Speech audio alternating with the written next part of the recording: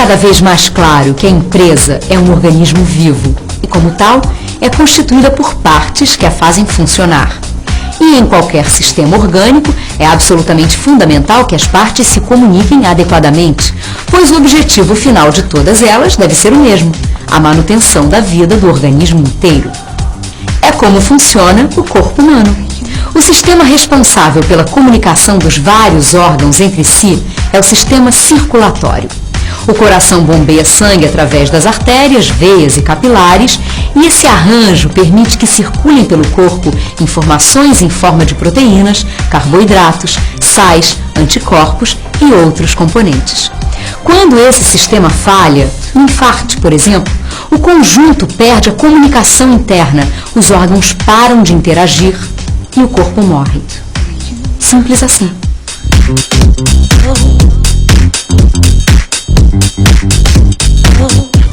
Talvez a analogia pareça um pouco forçada, mas não é não. As empresas são equipes dedicadas a atingir objetivos profissionais que devem ser comuns a todos os seus integrantes. E como conhecer os objetivos comuns, bem como as necessidades, dificuldades, soluções, percepções e desejos de todos, se não através do exercício simples da comunicação?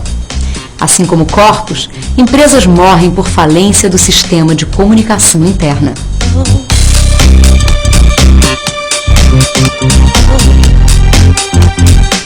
A psicologia chama de grupos sociais os conjuntos de indivíduos que, tendo objetivos comuns, desenvolvem ações no sentido de atingi-los.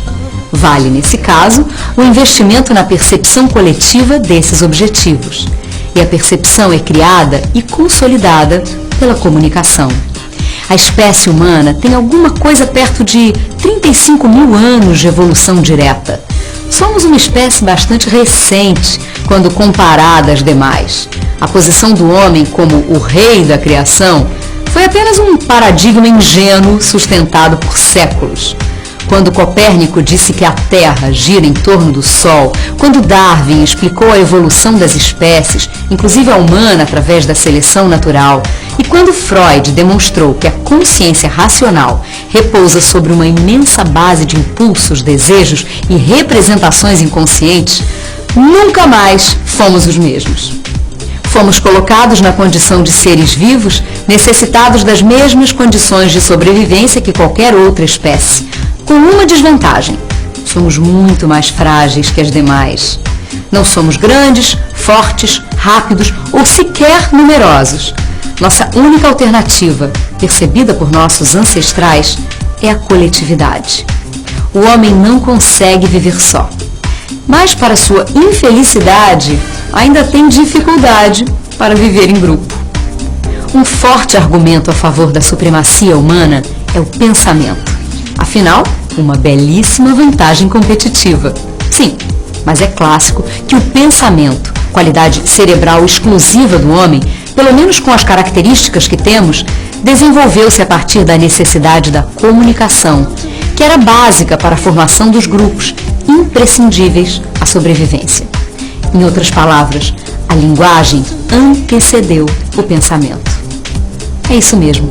O homem começou a pensar depois de começar a se comunicar. E, na sequência, uma coisa passou a estimular a outra.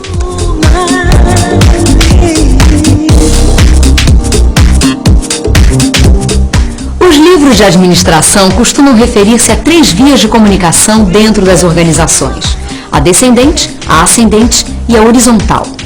Está claro que a descendente é a que vem da diretoria para os funcionários, a ascendente dos funcionários para a alta hierarquia e a horizontal é a que circula dentro da estrutura, permeando todos os setores. Várias práticas podem ser adotadas para proporcionar as várias comunicações necessárias, mas atualmente as mesmas podem ser resumidas a 3 grupos: comunicação escrita, comunicação verbal e comunicação eletrônica. E é justamente nesse ponto que a administração de empresas costuma cometer um equívoco conceitual. De nada adianta o investimento na tecnologia da comunicação se o mesmo não for acompanhado por algum investimento na habilidade de comunicação. A tecnologia e a sistematização são necessárias, Mas não podemos esquecer que servem para comunicar pessoas, e estas devem ser dotadas de um mínimo de habilidade interpessoal, até para poder usar adequadamente a tecnologia disponível. É clássica a frase de que duas pessoas jurídicas só se comunicam através de duas pessoas físicas. E o mesmo vale para departamentos, divisões, diretorias. A verdade é que todas essas denominações são apenas pessoas exercitando a mesma necessidade de seus ancestrais, a comunicação. O que aconteceu durante toda a nossa história foi uma mudança de métodos, de graus de sofisticação, de aumento de opções, mas a necessidade é a mesma de sempre.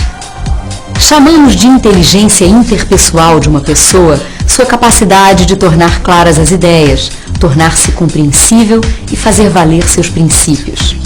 E mais umas características: ter a capacidade de aceitar, interpretar e entender as mensagens vindas de seu interlocutor. Ou seja, o bom comunicador não é apenas aquele que fala bem, mas também o que sabe ouvir bem. É muito comum encontrarmos pessoas que são dotadas de apenas a metade das qualidades do bom comunicador.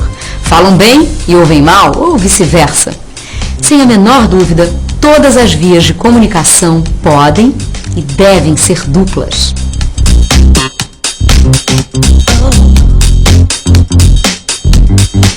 Na era do conhecimento, as empresas constroem e avaliam seu patrimônio baseado em dois critérios: o capital financeiro e o capital intelectual. O financeiro deriva dos ativos contábeis e materiais. O intelectual leva em consideração os recursos humanos, habilidades, competências, sinergias, a estrutura, marca, patentes, cultura organizacional, banco de dados, modelo de gestão, e os clientes, conquista e manutenção do mercado. É simples a percepção de que o capital intelectual é tão ou mais estratégico do que o capital financeiro.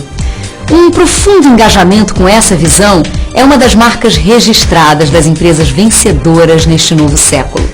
A gestão do conhecimento veio para ficar, e a despreocupação com a mesma poderá cobrar tributos muito altos. E é justamente nesse capítulo que a qualidade da comunicação é fundamental. A grande preocupação dos gestores na questão gestão do conhecimento é como transformar conhecimento tácito em conhecimento explícito. Como permitir que permeie pela organização a imensa massa de conhecimentos construídos ao longo do tempo por cada pessoa em sua área de ação e que costumam permanecer estocados menos por egoísmo e mais por inabilidade. A cultura organizacional define as normas de conduta, o alinhamento dos valores, a percepção da missão da empresa. O clima organizacional permite que tudo isso seja colocado em prática. E é nesse departamento que o investimento em relações interpessoais se torna fundamental. Francis Bacon disse que conhecimento é poder e inaugurou o início da era científica no mundo. Abelardo Barbosa, o Chacrinha, complementou sem saber com a pérola: quem não se comunica, se trumbica. Os dois nunca foram tão atuais como nos dias turbulentos em que vivemos.